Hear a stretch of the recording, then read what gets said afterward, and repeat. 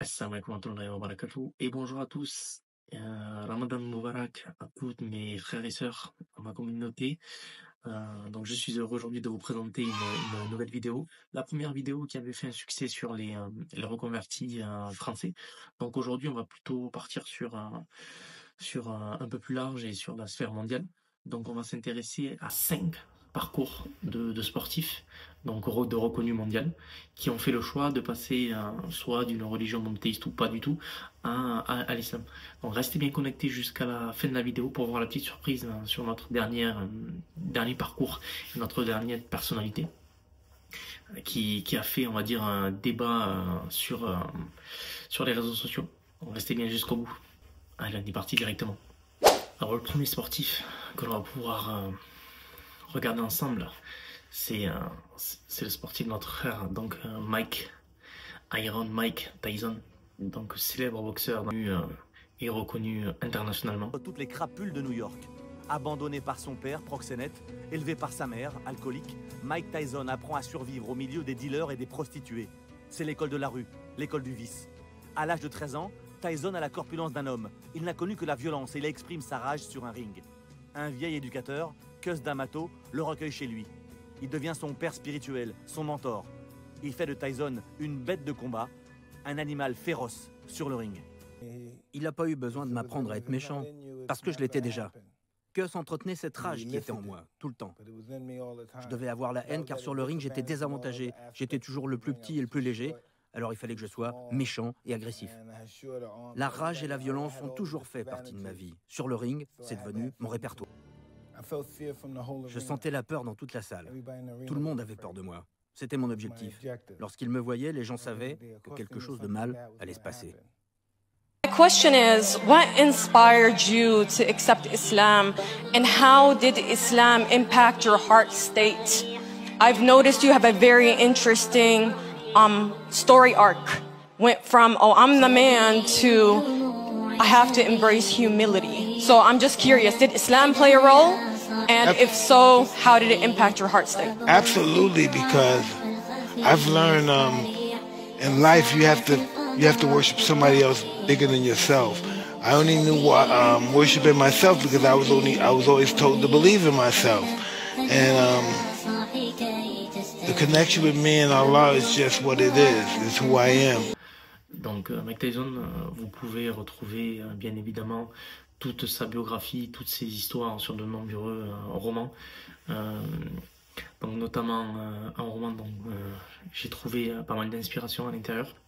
Notre deuxième sportif, c'est le Britannique MVP, donc Michael Page Venom, donc très connu. Vous avez dû voir passer sur les réseaux sociaux dans plusieurs vidéos où il peut boxer, où il peut faire du mix martial art, des vidéos qui ont fait le buzz. C'est quelqu'un qui est assez expressif dans la période, donc connu pour un tempérament plutôt extraverti, qui parle beaucoup, qui fait du trash talking, qui danse dans la cage. On a pu le voir avec sa casquette Pokémon, avec lancer des Pokéballs, etc.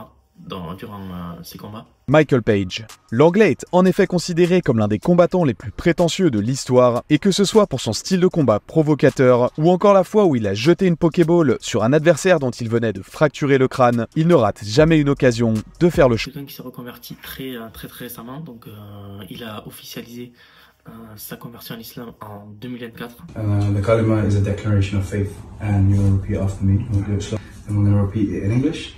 Then we're all going to say the takbir. When I say takbir, everyone says Allahu Akbar nice and loudly. And we do that 3 times, and inshallah, that's that. Repeat after me. Ashhadu. Ashhadu. Allah. Allah. Ilaha. Ilaha. Illallah. Illallah. Wa ashhadu. Wa ashhadu. Anna. Anna. Muhammadan. Muhammadan. Rasulullah. Rasulullah. Rasulullah. Rasulullah. In English, I bear witness. I bear witness. That there is no deity. That there is no deity, none worthy of worship, but Allah. And I bear witness, that Muhammad, peace be upon him, is the messenger of Allah. Takbir, Allahu Akbar. Takbir, Allahu Akbar. Takbir, Allahu Akbar. Subhanallah. C'est une décision qui de ses dires, je cite, donc décision mûrement réfléchie, qui a été largement saluée sur les réseaux sociaux. C'est une démarche spirituelle qui est survenue à un moment clé de sa carrière. Voilà, et ça illustre vraiment la compatibilité entre le sport de très haut niveau et la quête de sens spirituel. Le troisième sportif, c'est le rugbyman, donc très connu internationalement, qui a fait les grands jours de la Nouvelle-Zélande. Moi, c'était quelqu'un que je suivais vraiment de très près quand j'étais plus jeune. Donc c'est Sonny Bill Williams, donc rugbyman assez costaud, grand gabarit.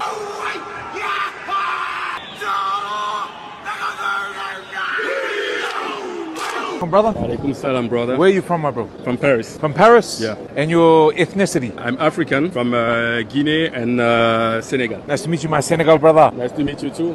Where are you from? Fiji Islands, brother. Fiji Islands. Allahu Akbar. Assalamu alaikum. Wa alaikum assalam. One question. Where are you from? Lebanon. Lebanon. Allahu Akbar. Assalamu alaikum. Alaikum salam.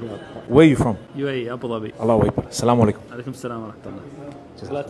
C'est quelqu'un qui s'est reconverti à l'islam durant sa période quand il est venu jouer en France, notamment au RC Toulon, me semble-t-il. Et donc c'est quelqu'un qui s'est reconverti grâce à une famille tunisienne, donc qu'il a introduit petit à petit dans la foi. Il a vu en cette famille un apaisement, etc.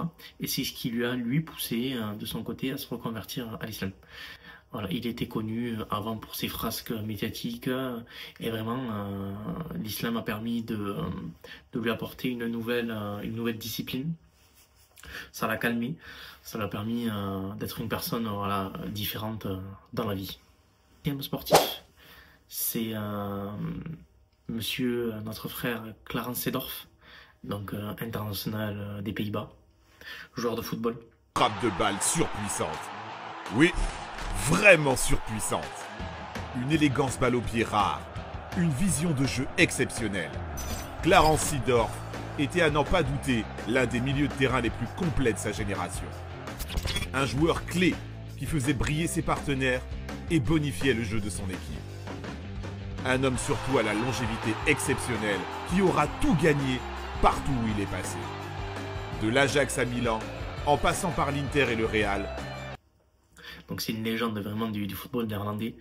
Et il a annoncé sa conversion très récemment, en 2022. Donc il a exprimé sa joie de rejoindre la communauté musulmane, au fond de lui, mais également il tenait à garder son prénom et son nom pour honorer ses parents. Et notre cinquième et dernier sportif, vous avez dû le voir passer sur les réseaux sociaux. Au bout d'un moment, les médias en faisaient les gros titres. Donc c'est un catalan espagnol, donc c'est Axel Pons. Donc Axel Pons, c'est un ancien pilote de moto MotoGP. Pons, ancien pilote professionnel de moto et mannequin. Il y a 3 ans, le Catalan a décidé de tout plaquer pour parcourir le monde pieds nus. It's been 3 years walking. 3 years walking? 3 years walking, 15 months from Spain to Pakistan. I was born in Spain. Fils de la légende espagnole Sito Pons, double champion du monde en 250 cm3, Axel Pons a pris part à 54 courses en championnat du monde avant de raccrocher le guidon en 2018 à l'âge de 27 ans. Il s'est essayé à une carrière dans le mannequinat pendant quelques années avant de passer à ça. Hello, how are you? Alhamdulillah, very good. How are you, brother? Fine. Where are you from? Everywhere, a little bit from everywhere. Mais pourquoi ce changement de décor radical? Cette décision pourrait faire suite à un accident impressionnant dont il a souffert lors d'une course en 2017. En 2019, le Catalan avait affirmé dans une interview à la revue Icône qu'il avait besoin d'enterrer le pilote Axel Pons. Our motorbike story. It's a very long story. But I was born in a family where my father was 2 times world champion, and I was born into that storyline. And I fulfilled my paper as a motorbike rider. I used to go very fast life, but at some point I started questioning what was the sense of living so fast. And then slowly, it's been going slower, until the point I would just walk now with a backpack and enjoy the view and the details of life. Axel se fait désormais appeler Isaac, un nom biblique, et dit être motivé par une quête spirituelle. Where are you from? I'm from Allah. But I was born in Barcelona, Spain. But I'm from Allah, like you, brother, also. What's your name? My name is Isa. Isa. Donc lui, c'est assez flou un petit peu encore sur sa reconversion. Donc il y a des gros titres qui disent qu'il une fois qu'il a pris sa retraite de la moto, il s'est reconverti à l'islam et il a décidé de traverser le monde à pied. Vous pouvez me dire dans les commentaires ce que vous en pensez de ces sportifs. Est-ce que pour vous, c'est une bonne chose ou pour vous c'est quelque chose qui est pas une bonne chose, la reconversion dans le monde du sportif? Est-ce que ça devrait rester plutôt discret ou c'est quelque chose qu'il faut parler autour de soi pour pouvoir peut-être inciter d'autres personnes à passer le cap et à se renseigner notamment aux religions monothéistes et notamment l'islam? Ça m'intéresserait de savoir en commentaire, donc n'hésite pas à m'envoyer directement tes commentaires pour me dire ton point de vue. Ça m'intéresse vraiment de savoir. Et lâchez-moi le petit pouce si le contenu vous plaît pour que je puisse améliorer de plus en plus mon contenu. Petit pouce, partage et n'hésitez pas à vous abonner directement à la chaîne Muslim Fit 360. Assalamu alaikum wa rahmatullahi wa barakatuh.